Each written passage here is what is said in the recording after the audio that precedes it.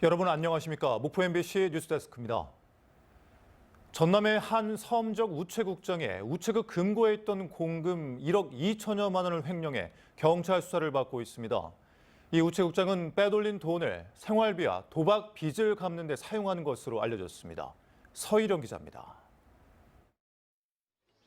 전남 완도의 한 섬지역 우체국. 우체국장을 포함해 모두 3명이 근무하고 있는데 40대 우체국장은 현재 경찰 수사를 받고 있습니다. 지난 3월부터 7월 사이 우체국 금고에 있던 공금 1억 2천여만 원을 횡령한 혐의입니다. 우체국장은 예금 인출 등을 위해 금고에 보관하고 있는 현금을 몰래 가져다가 개인적인 용도로 사용했습니다. 우정사업본부는 지난 8월 자체 감사를 통해 해당 사실을 확인하고 경찰에 수사를 의뢰했었습니다. 해당 우체국장은 빼돌린 돈을 생활비로 쓰고 도박 빚 등 개인 채무를 변제하는 데 사용한 것으로 알려졌습니다. 투자, 코인, 이렇게 또 도박 이런 부분이 좀 있었던 것 같아요. 또 생활비로 사용하고. 경찰은 함께 근무했던 직원 2명도 범행 사실을 알고 있었던 것으로 보고 수사를 확대하고 있습니다. 문제가 터진 우체국은 별정 우체국으로 우체국이 없는 지역에 한해 민간에게 우체국 업무를 위임해 운영하는 곳입니다. 공금 횡령 의혹이 불거진 직후 우체국 직원들은 모두 교체됐습니다. 다들 타고 있어 다 우리 직원들이다.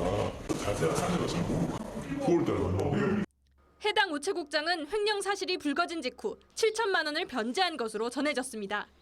한편 우정사업본부는 추석 연휴 전날인 지난달 27일 징계위원회를 열고 해당 우체국장을 파면했습니다.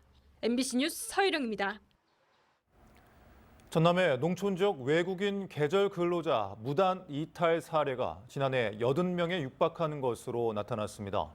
국회 최춘식 의원이 법무부에서 제출받은 자료에 따르면 지난 2018년부터 올해 7월까지 전남에서 무단 이탈한 외국인 농촌 계절 근로자는 158명으로 2018년 4명, 2019년 1명에 그쳤던 이탈 근로자는 지난해 79명까지 늘었습니다. 올해도 7월까지 전남 적 농촌 계절 근로자 74명이 이탈하는 것으로 잠정 집계돼 대책 마련이 시급하다는 지적이 일고 있습니다. 전남도 의회 교육위원회는 11월 도교육청에 대한 행정사무감사를 앞두고 도민 의견을 접수합니다. 교육위원회는 도민의 의견을 행정사무감사에 반영하고 향후 의정활동에 활용하기 위해 교육행정 전반에 대해 평소 보고 느낀 주요 시책과 사업에 대한 개선 건의 사항, 예산 낭비 사례 등에 대한 의견을 접수한다고 밝혔습니다. 2023 김대중 평화회의가 목포와 신안에서 시작됐습니다. 올해 행사는 지구적 평화와 지구적 책임을 주제로 다양한 프로그램이 진행될 예정입니다. 박종호 기자입니다. 지난 2000년 국내 최초로 노벨 평화상을 받은 대한민국 15대 대통령 김대중. 한국에서 민주주의와 인권 그리고 민족의 통일을 위해 기꺼이 희생한 수많은 동지들과 국민들을 생각할 때 오늘의 영광은 제가 차지할 것이 아니라 그분들에게 이 같은 김대중 전 대통령의 철학과 사상, 업적을 공유하기 위해 2년 전 첫 국제 행사인 김대중 평화회의가 시작됐습니다. 올해는 두 번째 행사가 목포와 신안에서 열립니다. 2023 김대중 평화회의의 주제는 지구적 평화와 지구적 책임. 김대중 대통령이 생전 강조했던 코스모 민주주의를 담았습니다. 2014년 노벨 평화상을 받은 인도의 카일라시 사타아르티와 마이크 맥이 미네르바 대학교 총장이 기조연설에 나섭니다. 또 이후 질병위기 해결과 4차 산업혁명과 인류의 미래 등에 대한 전문가들의 토론이 진행됩니다. 자연과 생명이 공존하고 평화 공존하는 코스모 민주주의를 해야 된다. 그래야 인류와 지구가 산다. 그래서 그런 김대중 대통령의 정신을 가지고 이번에 2023 김대중 평화회의는 온라인으로도 참여할 수 있도록 시스템이 마련됐습니다. 오는 6일까지 계속되는 김대중 평화회의에는 7개국가 주한 외교사절도 참여해 김대중 노벨 평화상 기념관을 둘러보는 등 다양한 프로그램이 진행될 예정입니다. MBC 뉴스 박종호입니다.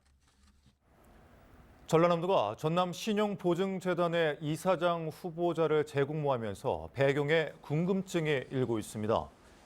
전라남도는 1차 공모에서 적격자 없음으로 판단해 재공모에 나섰다고 밝혔지만 응모자들 가운데는 금융권 임원 출신 등도 포함돼 있었던 것으로 알려져 재공모 배경을 두고 뒷말이 나오고 있습니다. 한편 전라남도는 내일까지 재공모 신청 접수를 마감한 뒤에 최종 후보자를 다음 달 초 발표할 예정입니다.